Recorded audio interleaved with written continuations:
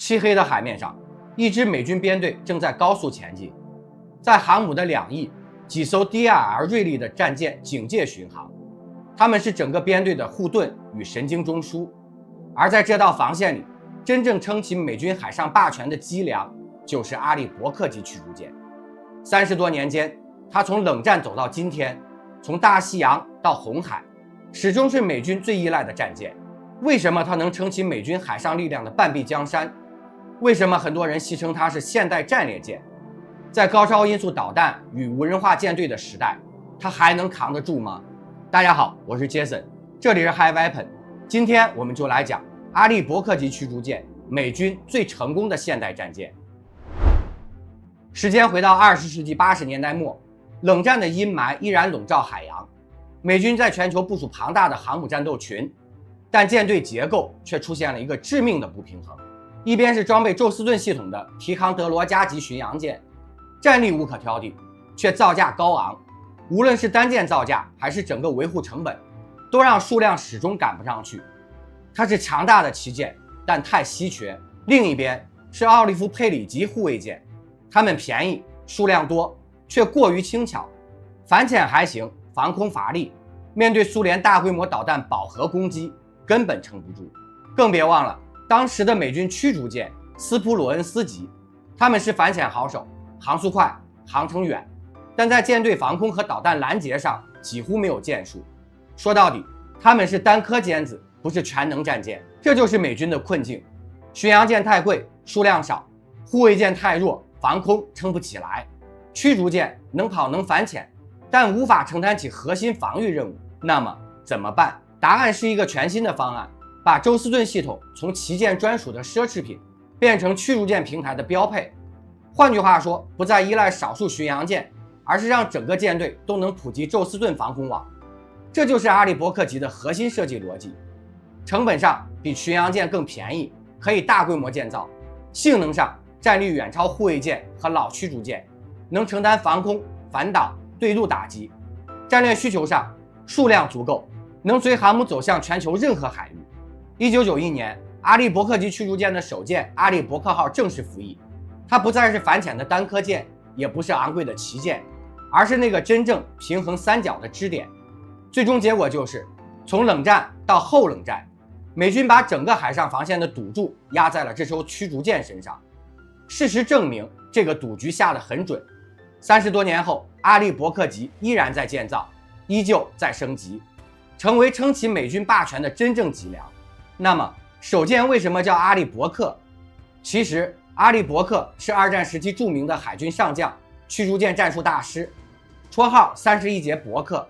他率领的舰队以高速机动和猛烈攻击闻名，是美军驱逐舰精神的化身。冷战初期，他还担任过海军作战部长，推动海军现代化。所以把首舰命名为阿利伯克号，不仅是致敬这位传奇人物，更是在向世界宣告，新时代的驱逐舰将继承这种速度与进攻的传统。还有就是阿利伯克级这个名字的由来，在海军传统里，一个舰级通常是按照首舰的名字来命名的，就像尼米兹级航母源于首舰尼米兹号，俄亥俄级潜艇源于首舰俄亥俄号一样。这一系列驱逐舰也是一样，首舰叫阿利伯克号，所以统称为阿利伯克级驱逐舰。很多观众第一次看到阿利伯克级的参数时，都会有这样的疑问：这艘驱逐舰真的还算是驱逐舰吗？阿利伯克级驱逐舰满载接近1万吨，舰长155米，舰宽20米，航速超过30节，舰上大约300名官兵，却要同时操作近100枚导弹、全套雷达和反潜装备。如果把它放到2战时期，这几乎就是一艘轻型巡洋舰的身材。比如当年的克利夫兰级轻型巡洋舰，满载排水量11000多吨，舰长185米，舰宽同样20米，航速32节，舰上足足1200多人，操作的是10几门152毫米大炮和上百门副炮。换句话说，阿利伯克级和轻型巡洋舰在吨位和体型上几乎没有差别，但内部是完全两个时代。克利夫兰级靠的是巨炮洪流，阿利伯克级靠的则是导弹矩阵。前者需要上千人操作火炮和填装弹药，后者只要300人就能维持一个高度自动化的作战系统。这种差距正是海军作战从钢铁巨炮跨越到信息与导弹的最佳注脚。阿利伯克级的核心在于它的宙斯盾系统，舰体上树立的四面固定相控阵天线就是整个舰队的眼睛。SPY-1D 相控阵雷达，它能够同时追踪上百个空中目标，并在几秒钟内计算出威胁优先级，把数据直接传给导弹发射系统。在冷战末期，这是最先进的舰载雷达，直到今天，它依然是阿利伯克的标志性装备。火力方面，阿利伯克级搭载了 Mk41 垂直发射系统，数量在90到96单元之间。这种模块化发射架不是单一用途，而是一个弹药超市。阿利伯克级的 Mk41 发射系统能装填不同类型的导弹，最常见的是标准2，负责中远程防空，保护舰队免受敌机和巡航导弹威胁。而在反导任务中，它还能发射标准3，直接在大气层外拦截弹道导弹。这让阿利伯克不仅是舰队护盾，还能承担海基反导的战略角色，也可以装填战斧巡航导弹对地打击，射程上千公里，还可以装填反潜火箭，投射鱼雷打击潜艇。这一切让阿利伯克从一艘驱逐舰摇身一变成为多任务火力平台，既能做航母的护盾，也能对陆地发动精准打击，还能猎杀潜艇。阿利伯克级舰体本身也有独特的设计，采用了钢制舰体加铝制上层建筑，并在关键舱段做了抗爆加强。2000年科尔号在亚丁港遇袭时，船体被炸出巨大破口，但依然顽强撑住，没有沉没。这一事件反而证明了它的坚固与生存力。也正因为这些特征，阿利伯克级常常被拿来和二战战列舰做对比。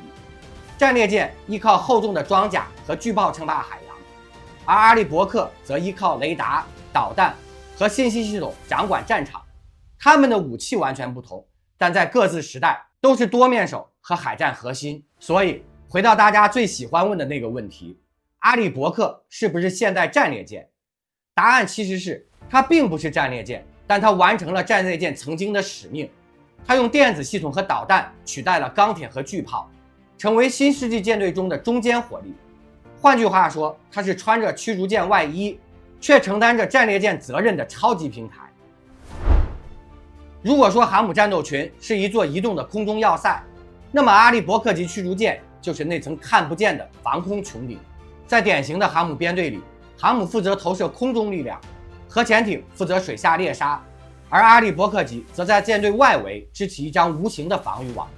它的宙斯盾系统与 SPY-1 雷达能够同时追踪数百个目标，并在几秒钟之内把拦截任务分配给舰上的防空导弹，就像一位神经中枢指挥官，随时维持着防空保护伞。在实战中，它既是舰队的护盾，拦截敌机和导弹，也是锋利的长矛，能用战斧导弹对千里之外的目标发动精确打击。但阿利伯克级的价值不止于为航母护航，它同样能够独立执行远洋部署。舰上的 Mk41 垂直发射系统可以在一次出航中同时携带防空导弹、反潜火箭和对陆打击的战斧巡航导弹，让它具备独立作战的全能性。换句话说，一艘阿利伯克级本身就是一个微型作战体系，能在没有航母的情况下独立完成防空、反潜、对陆打击等任务。这一点在多次实战中都有体现。上世纪90年代的科索沃战争，阿利伯克级多艘战舰首次参加战斗，发射战斧导弹打击伊拉克境内的目标。2003年伊拉克战争，它更是扮演了导弹打击平台的角色，从波斯湾连续发射上百枚巡航导弹，成为美军最可靠的火力来源。而在近期的热点战区红海，阿利伯克级驱逐舰再次成为主角。面对也门武装发射的无人机和巡航导弹，他们凭借宙斯盾系统的高效反应，成功拦截了多次来袭，捍卫了海上航线的安全。那一幕幕导弹在夜空中画出光迹，击落来袭威胁的画面，正是防空保护伞最直观的展示。甚至在今年，美军还把部分阿利伯克级部署到美国南部边境，执行海上安全任务。这听上去有点反常，一艘重型宙斯盾驱逐舰竟然出现在本土边境，但这也恰好说明了它的灵活性。无论是远洋高强度作战，还是区域安全巡逻，阿利伯克都能快速适应。这种全能角色正是它能撑起美军海上力量的关键。别忘了，全球超过70艘阿利伯克级战舰在役，分布在太平洋、大西洋、地中海、红海。无论哪个方向有态势升级，美军最先派出的往往就是一艘阿利伯克级。这就是它的作战逻辑，既能作为航母战斗群的盾羽毛，撑起整片防空保护伞，又能单独成为一支远洋战力，在任何角落执行任务。这种全能性正是其他战舰难以取代的价值所在。阿利伯克级驱逐舰真正特别的地方，不只是数量，而是它的进化能力。从1991年首舰服役至今，它已走过30多年，但依旧是美军的中坚。这背后的秘密就是持续的分批升级 ，Flight 改进型体系。最初的 Flight 1是冷战遗产的产物，以首舰阿利伯克号为代表。这一批次装备了完整的宙斯盾系统和90多个垂发单元，奠定了阿利伯克的基础框架，防空、反潜、对陆全能一体。但在当时，它还缺少直升机机库。反潜能力主要依赖舰载系统，独立性有限。随后登场的 Flight 2A 是一个关键转折，代表舰奥斯卡·奥斯汀号在设计上增加了直升机机库和更强的反潜能力，让阿利伯克级真正具备长航时多任务的独立作战能力。